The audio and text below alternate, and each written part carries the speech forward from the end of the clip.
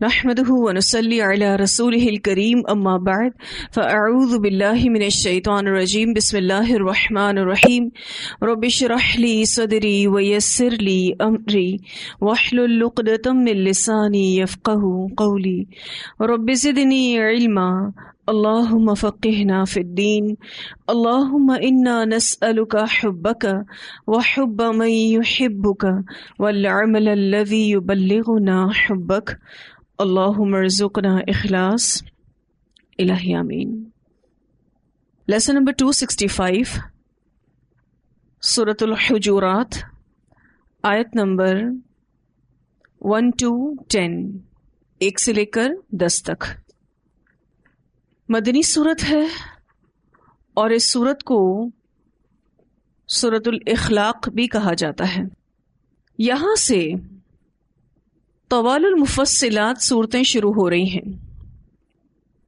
طوال المفصلات کہتے ہیں ایسی صورتیں جو بہت زیادہ لمبی نہیں ہیں، اور صورتوں کا یہ گروپ سورہ حجرات سے شروع ہوگا اور سورہ النازعات تک چلے گا۔ یہاں سے ہم الحمدللہ قرآن پاک کے اختتام کی طرف بڑھ رہے ہیں۔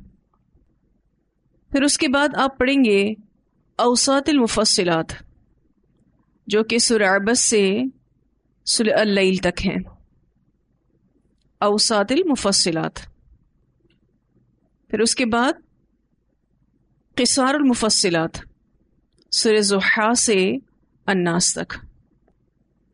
طوال المفصلات فجر میں پڑھنا، اوساط المفصلات ظہر اور عشاء میں پڑھنا، اور قصار المفصلات مغرب کی نماز میں پڑھنا مسنون ہے۔ سورہ حجرات سورہ فتح کا اختتام بھی ہے، اور اس سورت میں بھی ایمانیات اور اخلاقیات پر بات ہوگی۔ اسی سورت میں مومنین کو آپس میں بھائی بھائی کہا گیا ہے، اور پھر خصوصی طور پر ان باتوں پر روکا بھی گیا ہے جو باہمی محبت کو نقصان دینے والی ہیں، باہمی تعلقات کو خراب کرنے والی ہیں، مثلا غیبت، چگلی، تجسس، مذاق اڑانا، ایک دوسرے کی نقلیں اتارنا، ان سب سے بچنے کا کہا جائے گا، کیونکہ یہ وہ چیزیں ہیں جو باہمی محبت کو نقصان دینے والی ہیں۔ اس سورت کا مضمون آداب کی تعلیم بھی ہے، کیونکہ مدینہ کے مسلمان ان پڑھ اور غیر تربیتی مسلمان تھے، اور یہ اپنی ضد اور انا کو چھوڑ نہیں سکتے تھے۔ ان کا انداز نامناسب اور تکلیف دہ ہوتا تھا، پھر یہ ظاہری تعصبات کا بھی شکار تھے۔ نبی اکرم صلی اللہ علیہ وسلم سے بات کرنے کا انداز ایسا ہوتا گویا آپ پر احسان کر رہے ہیں۔ گفتگو کرتے وقت ان کی آوازیں بلند ہو جایا کرتی تھیں، اپنی ضد اور انا کی وجہ سے اپنے مشورے مسلط کیا کرتے تھے۔ تو صرف کلمہ پڑھنے سے تو تربیت نہیں ہوتی۔ تو یہ سورت نازل ہوئی اور اللہ تعالیٰ نے اس میں ایمانیات اور اخلاقیات پر بات کی۔ اللہ سبحانہ وتعالیٰ فرماتے یا ایھا الذین آمنوا، اے لوگوں جو ایمان لائے ہو۔ بہت ہی بہترین ابتدا کی گئی ہے، بہت اسٹرانگ سٹارٹ لیا گیا ہے سورت کا۔ جب بھی یا ایھا الذین آمنوا کہہ کر پکارا جاتا ہے، بتانا یہ مقصود ہوتا ہے کہ ایسے احکامات کا ذکر آ رہا ہے جو کرنے ضروری ہیں، وہ تمہارے ایمان کا تقاضا ہے۔ اے لوگوں جو ایمان لائے ہو، لا تقدموا، نہ تم پیش قدمی کرو۔ قدم یقدم تقدیم، قدم سے ہے آگے بڑھنا، کیونکہ جب انسان قدم بڑھاتا ہے تو وہ آگے بڑھ رہا ہوتا ہے، تو لا تقدمو، آگے نہیں بڑھنا، بین یدی اللہ، آگے اللہ کے، و رسول ہی، اور اس کے رسول کے صلی اللہ علیہ وسلم. اللہ اور اس کے رسول کے آگے نہ بڑھو بلکہ ان کے پیچھے پیچھے چلو. اگر اللہ اور اس کا رسول صلی اللہ علیہ وسلم کوئی فیصلہ دے دیں تو اطاعت کرو، اور اگر وہ فیصلہ نہ کیے ہوں تو اپنی رائے سے فیصلہ نہ کرو. اللہ اور اس کے رسول صلی اللہ علیہ وسلم سے آگے نہیں بڑھ سکتے، نہ سوچ میں، نہ فعل میں، نہ قول میں. یہاں تک کہ اگر کوئی شخص نبی اکرم صلی اللہ علیہ وسلم کے ساتھ چل بھی رہا ہے تو چلنے میں بھی ان سے آگے نہیں بڑھ سکتے. تم پیش قدمی کر ہی نہیں سکتے. اس کا تعلق حکم ماننے سے بھی ہے اور اس کا تعلق جسمانی ساخت سے بھی ہے. یعنی حکم ماننے میں بھی اطاعت کرنی ہے اور اپنی جسمانی ساخت سے بھی آپ صلی اللہ علیہ وسلم سے آگے نہیں بڑھنا. مثلا اگر نبی اکرم صلی اللہ علیہ وسلم امامت کروا رہے ہیں تو جب وہ رکوع کر لیں پھر تمہیں رکوع کرنا ہے، جب وہ سجدے میں چلے جائیں تو تمہیں سجدے میں جانا ہے. لا تقدموا بین یدی اللہ و رسولہ. اللہ اور اس کے رسول صلی اللہ علیہ وسلم سے آگے بڑھنا یہ ہے کہ ان کی بات نہ مانی جائے. کوئی اگر آگے بڑھنے کی کوشش کرتا ہے سمجھے وہ بات ماننا نہیں چاہتا، اپنی مرضی کرنا چاہتا ہے، ان کی باتوں کو چھوڑ دیتا ہے، اپنی خواہشات کو مقدم رکھتا ہے. تو یہ اللہ اور اس کے رسول سے آگے بڑھنا ہے.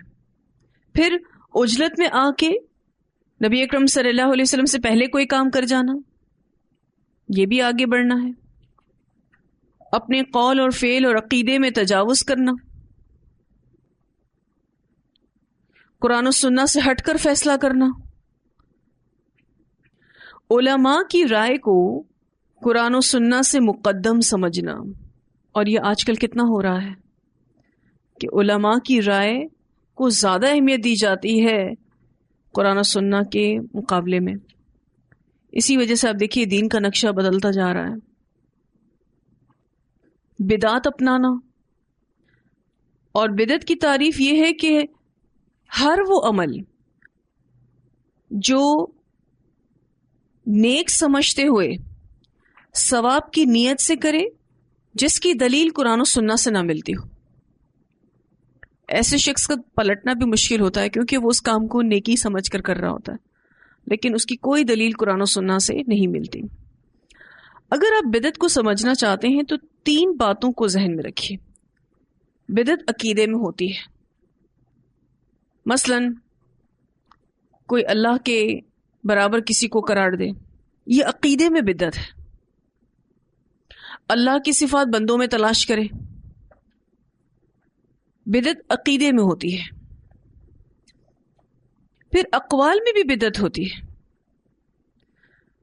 مثلا خود ساختہ وظائف بنانا، پھر اس کی تعداد بھی مقرر کرنا کہ یہ چیز اتنی مرتبہ اس نماز کے بعد پڑھ لو، یا شام کو پڑھ لو، یا صبح کو پڑھ لو، یا اس جگہ جا کے پڑھ لو. تو یہ اقوال میں بدعت ہے. مثلا میت ہو جائے گھر میں تو اس کے لیے قرآن پڑھ لو، 10 قرآن پڑھ لو، 20 قرآن پڑھ لو، اتنی سورہ مزمل پڑھ لو، اتنی سورہ ملک پڑھ لو. کہاں سے آئی دلیل؟ بدعت کی کوئی حد مقرر نہیں، پھر وہ ہر سال نئی سے نئی آتی رہتی ہے. پھر افعال میں بھی بدعت ہوتی ہے. جو نبی اکرم صلی اللہ علیہ وسلم نے نہیں کیا اس کو کرنا. تو 3 طرح کی بدعتیں ہیں: عقیدے میں بدعت، اقوال میں بدعت، اور افعال میں بدعت. جو بدعت کرتا ہے وہ اللہ اور اس کے رسول سے آگے بڑھتا ہے. اللہ تعالیٰ فرماتے ہیں لا تقدموا بین یدی اللہ و رسولہ نہ کسی قول میں نہ کسی فعل میں اللہ اور اس کے رسول سے آگے نہیں بڑھنا. کسی اختلاف کی صورت میں بھی کیا حکم ہے؟ لوٹاؤ اللہ اور اس کے رسول کی طرف. بخاری کی روایت میں آتا ہے آپ صلی اللہ علیہ وسلم نے فرمایا رمضان سے پہلے 1 یا 2 دن روزہ مت رکھو. یعنی شک کا روزہ آپ صلی اللہ علیہ وسلم نے منع فرمایا. مثلا کوئی یہ سوچے کہ میں رمضان سے 2 دن پہلے سے روزہ شروع کر دوں، کیا پتہ رمضان شروع ہو گئی ہو، تو منع فرمایا آپ صلی اللہ علیہ وسلم نے. اب یہ آپ کا قول ہے.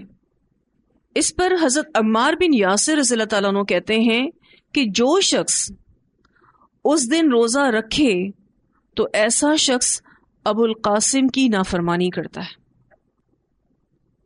اب کوئی رکھ رہا ہے روزہ کہ بھی مجھے ایسا لگتا ہے کہ رکھ لینا چاہیے، اب وہ کیا کر رہا ہے؟ اللہ اور اس کے رسول سے آگے بڑھ رہا ہے.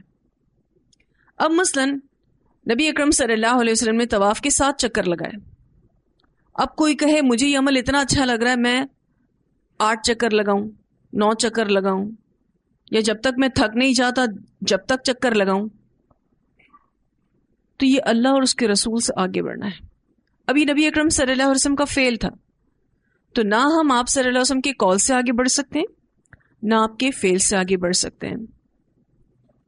ہمیں نبی اکرم صلی اللہ علیہ وسلم کی اتباع کرنی ہے.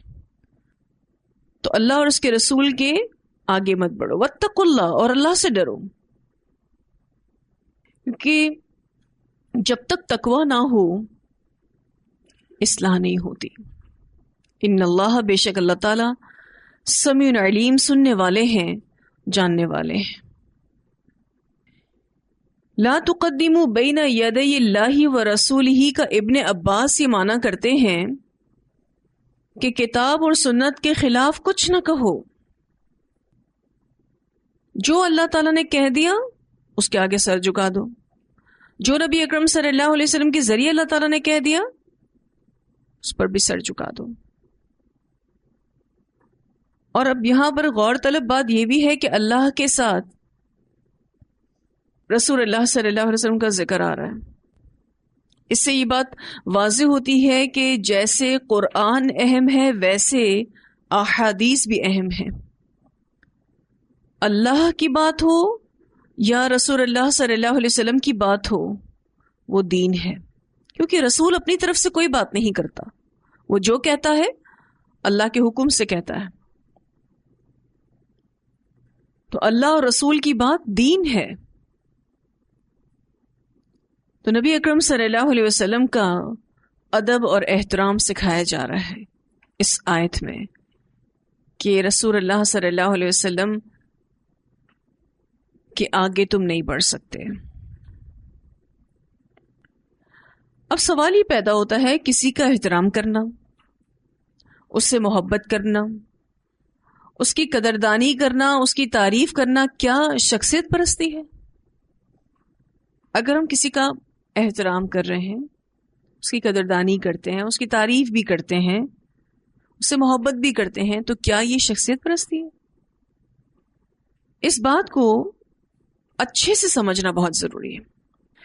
کسی کی مثال دینا، اس کے مشن میں اس کا ساتھ دینا، اس کا ادب احترام کرنا، مثلا خود تکلیف اٹھا کے استاد کو آرام دینا، اس کی قدردانی کرنا، اس سے محبت کرنا، اس کے کام میں انٹرسٹ لینا، اس کی ذاتیات میں نہیں، تو یہ شخصیت پرستی نہیں ہے.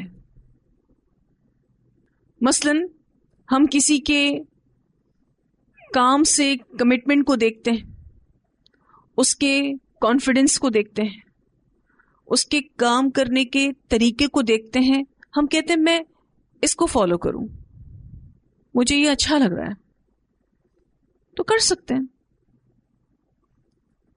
کوئی ایشو نہیں ہے، یہ شخصیت پرستی نہیں ہے. لیکن ان سب کے پیچھے مقصد عمل کرنا ہو، یہ امپورٹنٹ ہے. شخصیت پرستی یہ ہے محض کسی کی ذات میں گم ہو جانا،